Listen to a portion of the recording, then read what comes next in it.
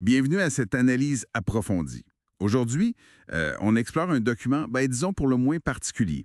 Des extraits d'un mémo qui circulerait dans certains milieux du renseignement militaire, socio-cognitif aussi. Mhm.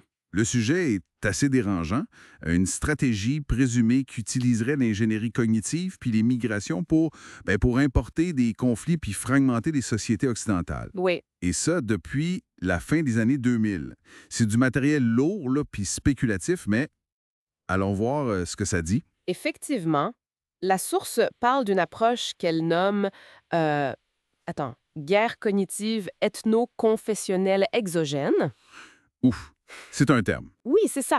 En gros, là, ça voudrait dire utiliser des techniques psychologiques qui ciblent l'identité ethnique ou religieuse de certains groupes, venus d'ailleurs, pour semer l'instabilité.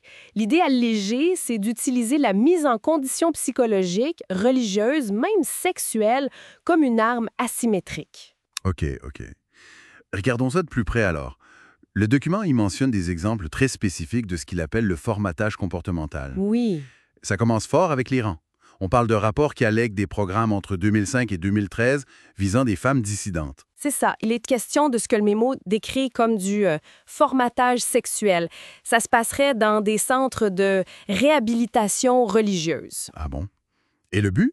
L'objectif serait de transformer ces femmes en instruments d'allégeance ou même en agents d'influence une fois qu'elles seraient réfugiées à l'étranger. Essentiellement, c'est une forme de conditionnement pour assurer une loyauté ou une fonction spécifique, là. Donc, le premier schéma que ce texte suggère, c'est l'exploitation d'une vulnérabilité, ici la dissidence politique ou religieuse, pour potentiellement la retourner en outil d'influence après un déplacement forcé. Exactement. Est-ce qu'on retrouve cette logique ailleurs dans le mémo? C'est ce que le document semble indiquer, oui. Puis avec des allégations encore plus sombres, je dirais. Il fait référence à des dossiers qui seraient déclassifiés concernant le Rwanda après le génocide. Le Rwanda. Oui. On parle d'un conditionnement présumé d'orphelins dans certains centres. Ça serait entre 1995 et 2004, sous une supervision indirecte d'acteurs liés à des fondations étrangères. Un conditionnement. De quel type?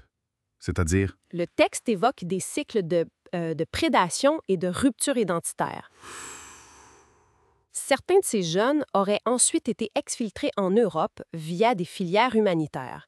Puis ce qui est frappant, là, c'est la mention d'une permanence cognitive de loyauté paramilitaire latente. Une permanence cognitive de loyauté paramilitaire latente. Ça veut dire quoi, ça, concrètement?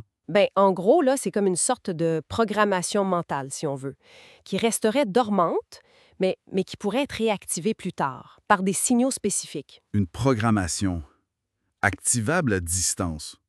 Ça sonne presque comme de la science-fiction, là. Hmm. Est-ce que le document donne une idée de comment ces signaux fonctionneraient ou l'échelle de tout ça? Le mémo reste assez flou sur les mécanismes précis d'activation. Il parle de déclencheurs environnementaux ou relationnels. OK. Quant à l'échelle, il se concentre sur ces cas spécifiques, sans donner de chiffres globaux. Il mentionne aussi, mais brièvement, l'Égypte sous Morsi. Il lie les frères musulmans à des cellules de déstabilisation cognitive, d'inspiration soviétique, puis certains membres seraient aussi arrivés en Europe comme réfugiés. D'accord. Et comment tous ces individus ou groupes-là, présumément conditionnés, comment ils arriveraient là où on veut? Le mémo parle de logistique. Oui. Oui, c'est un point central du document, ça. Il décrit une logistique migratoire qui serait planifiée, Planifié. Comment? les camps de transit, puis le rôle d'association relais. Des associations relais. Oui. Ces associations serviraient à encadrer psychologiquement ces groupes puis à maintenir ce que le texte appelle des noyaux cognitifs mobiles. Des noyaux cognitifs mobiles. C'est ça. Des petits groupes qui garderaient leur cohésion puis leur formatage présumé, même après l'immigration, là. Et le document va jusqu'à nommer des facilitateurs présumés. On parle d'acteurs institutionnels, genre? Il mentionne, puis c'est là que ça devient particulièrement sensible, là, il mentionne des noms d'officiers de l'OTAN Ah oui. et des think tanks satellites. Selon ses notes, ils auraient facilité l'implantation de ces modèles ou disséminé la doctrine en dessous. Il est aussi question de fuite d'algorithmes comportementaux, puis d'un manque de vérification par certaines institutions sur les implications, notamment religieuses. Alors, si on suit la logique tordue décrite dans ce mémo-là, quel serait le but ultime derrière une opération d'une telle envergure? La conclusion qui est présentée dans la source, c'est celle d'une stratégie d'implosion culturelle. planifié sur le long terme. Implosion culturelle? Oui. Les objectifs seraient de diluer la stabilité interne des sociétés d'accueil, de créer des porteurs de conflits latents qui pourraient s'activer plus tard, un effet retardé, comme ils disent, puis de discréditer les efforts de cohésion ou d'affirmation identitaire en Europe. En gros, une guerre asymétrique menée via des individus dont le comportement aurait été préformaté. Bon. En résumé, ce mémo décrit donc une ingénierie humaine présumée à une échelle qui est quand même inquiétante, qui utiliserait les traumatismes puis les flux migratoires comme vecteurs pour déstabiliser des sociétés de l'intérieur, sur la durée. C'est exactement la thèse qui est présentée, oui.